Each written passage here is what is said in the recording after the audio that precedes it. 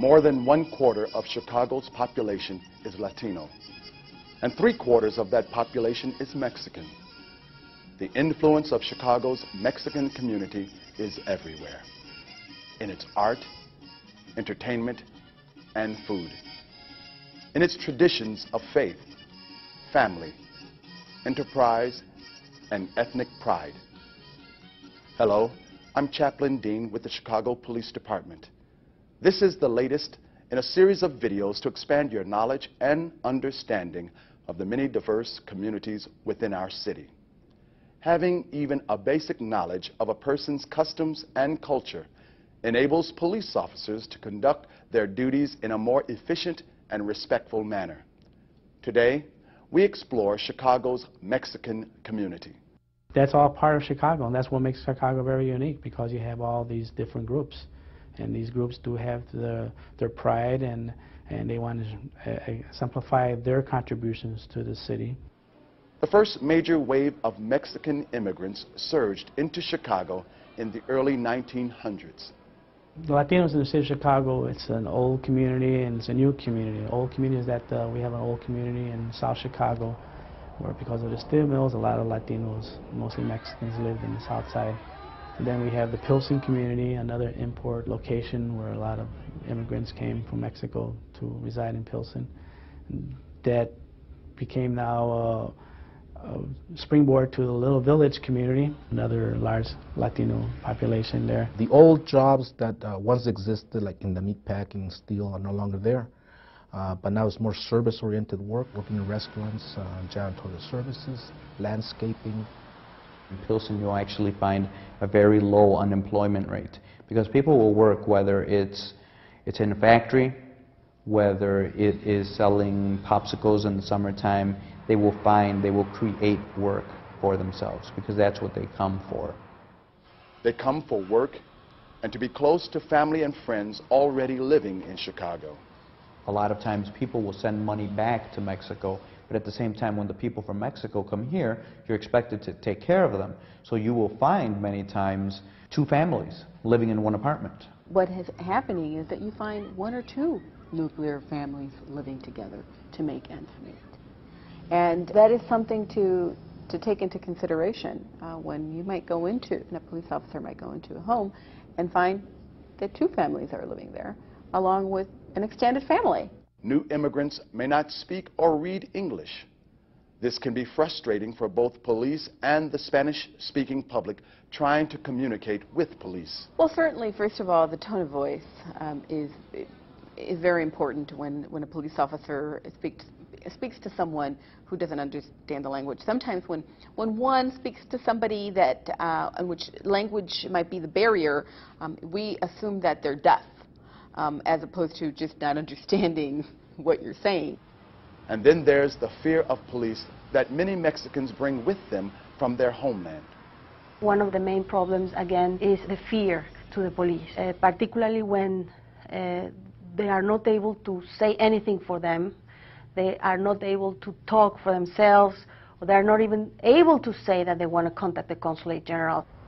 New immigrants, regardless of their legal status, have the right to contact their consulate if they are detained by police. The first right they have is to call their consulate or their embassy, so the embassy can help them out with their rights that they do have in any foreign country. Fear of police and fear of deportation may prevent new immigrants from reporting crime. Many times in our community, it's the issues of language, the issues of culture that are two major barriers, and obviously to some extent the barriers of immigration. Even if you're here documented in this country and you have a legal residence, you might not be a U.S. citizen yet, and you might wonder, will this kind of attention affect my opportunity to become a U.S. citizen down the line? The majority of Mexicans who come to Chicago are Catholic. Every year, thousands gather in the Pilsen community to reenact the crucifixion of Christ. There is also great respect for the dead. Mexicans celebrate the Day of the Dead. The Day of the Dead, which is November 1st and November 2nd, in many homes they built altars for the deceased, right, in memory of the deceased. Altars may be erected outside in cases of violent or accidental deaths. A lot of times, especially in the Roman Catholic faith, they will have a novena, which will be 9 days of prayer. So you may see an altar somewhere and have people there for 9 days gathering, whether at the site or in people's homes or in a church or in all three. The image of Our Lady of Guadalupe is of special significance to Mexicans. One of the most strongest cultural icons in the Mexican community is definitely the image of Our Lady of Guadalupe. If you go to a Catholic Mexican home, you're going to find the image of Guadalupe there, the Virgin Guadalupe. It is an icon and an important symbol, right, of Mexican identity. Medals of the Virgin of Guadalupe or other saints are often worn and should be treated with respect. Some Mexican Catholics also wear an article of faith called a scapular. There are individuals who have made certain who will do what is called a manda, or sort of a promise to wear a certain image, and that includes the seculars, the brown. Many times they will wear them permanently, and so to remove them is very disrespectful. Whether on the body, in the home, or even in a car, religious icons should be handled with respect. A lot of these things have been blessed, and for them to be blessed by a priest is very big and very important to the Latino community, because religion is such an important piece. The Mexican culture holds its elders in high regard and expects others to do the same. So we do have a family orientation. The elderly, are respected in our community. And if an officer is disrespecting an elderly, I think that would cause some problems. Showing respect is as simple as acknowledging an older person with a polite hello. If you're walking through the neighborhood and you just kind of wave and say hello, to people that you normally see, it's a good thing, especially to our elders and to some of the adults in our community. It's very important that you do acknowledge elders in our community. It's considered a form of respect. Young people like to be respected too, and not judged by the clothes they wear. Most Mexican kids are obviously influenced by youth culture in this country, especially the rap music and the hip-hop look, right? And oftentimes that look is associated with gang designs and decor. But it's not, right? It's just a style, right, in which kids are influenced by, right? As is the custom in Mexico, groups of people gather outside to socialize, especially during warmer weather. People of the Latino culture love to hang out. We love to hang out, and we love to be amongst family, and we love to be in big groups. That's just our nature. That's what we like to do.